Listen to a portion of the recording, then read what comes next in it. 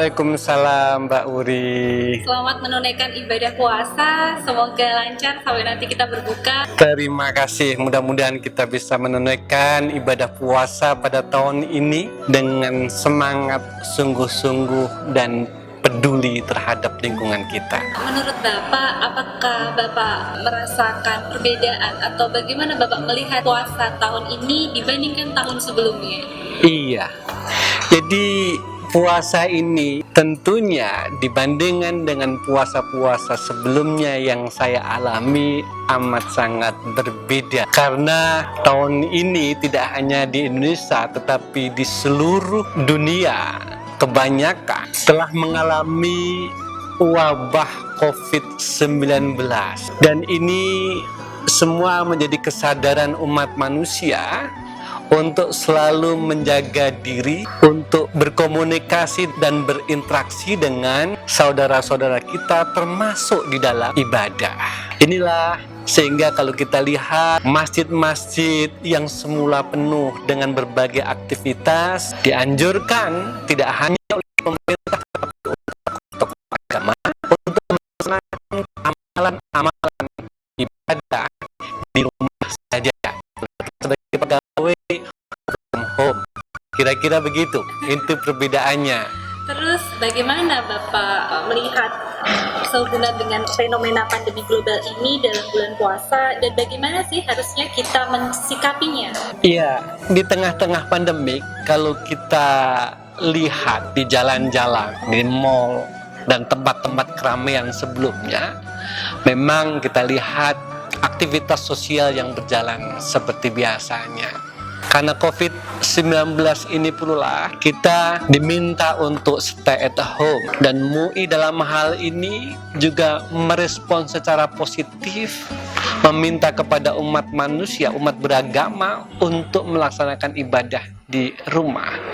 Maka perbedaannya menjadi terlihat dari aspek keramaian dan suasana yang hiruk pikuk. Di sisi yang lain, interaksi yang terjadi hari ini tidak lagi interaksi fisik to fisik, tetapi lebih ramai interaksi melalui media sosial. Sehingga komunikasi kita, ibadah kita, silaturahmi kita tidak mesti seperti biasanya. Satu hal yang menjadi penting, dan ini hemat saya baru terjadi di era revolusi industri 4.0 ya. Kita bisa call dengan teman-teman melalui video call, kita bisa berkomunikasi dengan chatting, dengan menggunakan berbagai media yang tersedia oleh kita semuanya. Apalagi ini seiring dengan seiring dengan program pemerintah yang sedang bahkan sudah mencanangkan tentang pembangunan Palaparing yang akan menghubungkan 440 kota dan kabupaten sehingga kita bisa berinteraksi.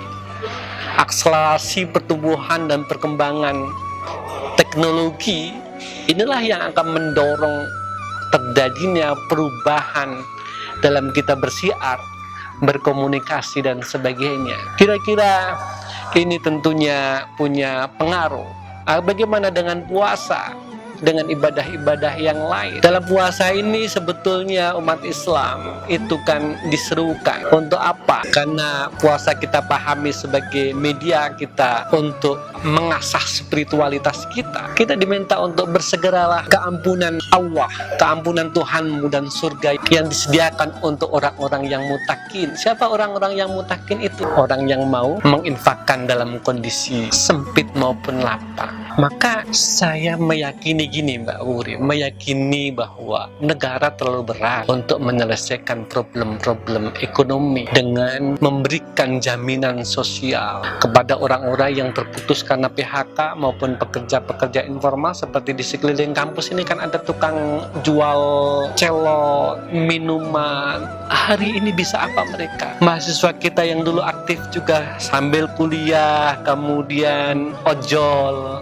gitu kan, sekarang sudah nggak ada order. Terus terang banyak masyarakat di sekeliling kita yang hari ini tidak bisa makan. Maka disinilah yung fikuna fisaro wadoro. Tepat sekali puasa ini untuk merasakan laparnya mereka. Kemudian mau nggak kita menginfakkan itu sebagian? Maka kita punya tanggung jawab sosial terhadap masyarakat di sekeliling kita. Yang menarik kan pelajaran dari mana? New Zealand itu 20% gaji pegawai dipotong. Kita tidak. Sekarang berapa persen dari gaji kita yang kita infakkan? Kalau kita satu RT ada 40, ada 50, kita mestinya dituntut untuk berkomunikasi dengan Pak RT. Kira-kira yang punya dampak oleh COVID-19 itu berapa? 10 orang dari 40 itu 10 orang. Kemudian yang 30 ini bisa mensupport nggak? Berapa orang yang bisa mensupport dengan gaji kita? Saya yakin masyarakat budaya kita yang gotong royong, punya solidaritas tinggi. Kalau kita bisa menafkahkan, menginfakkan sebagian dari harta kita, ini akan membantu negara, membantu bangsa ini. Luar biasa. Itu satu hal. Yung fikuna fisaro wadoro. Yang dua apa Mbak yang diminta oleh ayat itu? Menahan amarah. Ya, kita diminta untuk menahan amarah. Lagi-lagi di media sosial yang saya lihat itu grup A dengan grup B gitu kan, masih sering diskusi, saling mengelek-elekkan, menjelekkan, mengolok-olok. Tidak lagi lisan kita tapi jari kita. Dan ini lebih dahsyat pengaruhnya. Bahasa guyonannya kira-kira malaikat itu tidak perlu merekam karena sudah dibantu oleh rekaman teknologi itu gitu kan. Sehingga kira-kira nanti malaikat itu tinggal ketika buka itu, kamu puasanya seperti ini toh gitu kan. Kamu ternyata tidak bisa menjaga al-kadhimina, itu tidak bisa menjaga emosi. Maka gimana kita menahan emosi? Menahan emosi itu sebetulnya puasa ini yang diasah spiritualnya loh. Kalau kita lebih banyak mengedepankan aspek batin, aspek rohani, insya Allah kita akan terhindar dari keinginan untuk marah. Marah itu yang maju apanya toh? Nafsunya sama otaknya. Ada orang marah, maka tentunya saya akan balas dengan marah. Rasu kita begitu, logika kita begitu. Apa keuntungan saya marah ini? Apa keuntungan saya menjelek-jelekan lewat media sosial? Mendingan saya diam saja. Atau saya ingatkan, maaf saya sedang puasa. Saya sedang mengasah batin saya. Indah kan? Makasih teman-teman. Mari kita sama-sama menjaga puasa ini. Selesai itu. Nggak lagi media sosial kita gunakan. Kecuali untuk kebaikan. Maka selalu kalau kita hendak berbuat, marah, tanya apa keuntungannya sebetulnya. Yang dijelek-jelekin juga belum tentu juga lebih jelek. Kalau misalkan saya menjelek-jelekan dengan Mbak Wuri di media sosial, apa keuntungan saya? Gak ada keuntungan saya. Apakah orang lain akhirnya jengkel? Juga kita gak ada untungnya. Malah bisa jadi dia akan mengetahui merekam, Pak Olan tuh seperti ini tuh, sukanya jelek-jelekan orang lain. Maka mari kita jaga rekam jejak kehidupan kita. Yang ketiga apa? Wal afina, kita saling memaafkan. Maaf itu indah. Susah nggak dilakukan? Mudah. Rugi nggak kita memaafkan? Tidak ada ruginya. Kenapa kok tidak rugi? Ketika kita dimarahin, kemudian kita maafkan dan kita tidak membalas dengan amarah kita, maka pikiran kita menjadi sehat, hati kita menjadi sehat, wajah kita tetap senyum, tetap ceria. Indahnya kehidupan di bulan puasa ini. Lagi-lagi memaafkan itu sesuatu yang indah. Hasilnya kita termasuk orang-orang yang muttaqin, dan itu sebetulnya tujuan puasa. La'allakum tattaqun. Gitu kira-kira menyikapi puasa di bulan suci ini. Sehubungan dengan memaafkan Bapak, saat nanti kita di akhir kemenangan bulan Ramadan, bagaimana kita memaknai kalimat minal aidin wal faid? Iya, ini kita sering mengungkapkan kalimat itu. Taqabbalallahu minna wa minkum. Taqabbal ya karim minal aidin wal faizin. Mohon maaf lahir batin. Itu diucapkan setelah selesai melaksanakan puasa atau pada tanggal tepatnya 1 Syawal. Tadi setelah kita diasah nih secara fisik, spiritual, kepedulian sosial kita gitu kan, maka betul nggak kita ini akan memperoleh kemenangan gitu kan? Apakah kita masih marah terus gitu kan? Apakah kita tidak memaafkan gitu kan?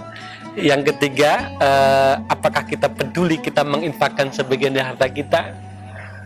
Kalau itu semuanya, maka kita akan meraih kemenangan.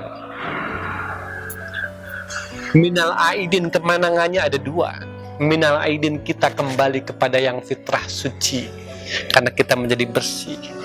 Wal faizin, dan kita memenangkan peperangan ini melawan hawa nafsu, memenangkan ego rasional kita, gitu kan?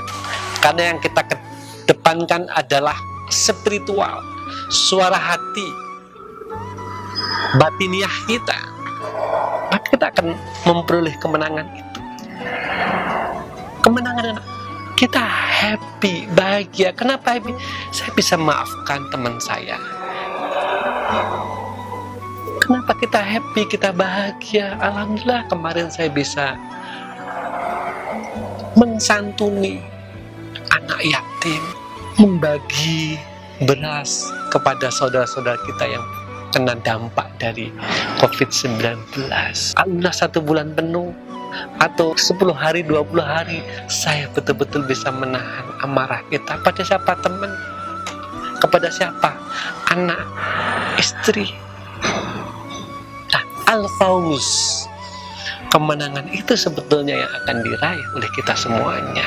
Jadi puasa akan menjadi indah, akan menjadi menyenangkan jika kita bisa menjalani puasa betul-betul dengan sungguh-sungguh mempedulikan terhadap sosial, dan semuanya kita kembalikan kepada suara hati kita. Maka doa kita mudah-mudahan kita kembali ke sucian seperti ketika kita dilahirkan sejak awal pertama kali. Maka sebetulnya agama Islam ini memberikan ruang kepada kita supaya kita suci kembali, kotor, suci kembali. Tapi bukan suci kembali kita kotor ya. Suci kembali besok tambah semakin suci, semakin bersih, semakin baik. Itu kira-kira yang bisa saya sampaikan menanggapi pertanyaan-pertanyaan dari Mbak Muri.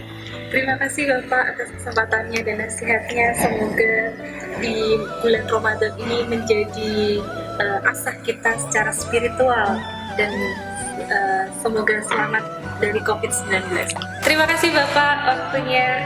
Assalamualaikum warahmatullahi wabarakatuh. Waalaikumsalam warahmatullahi wabarakatuh.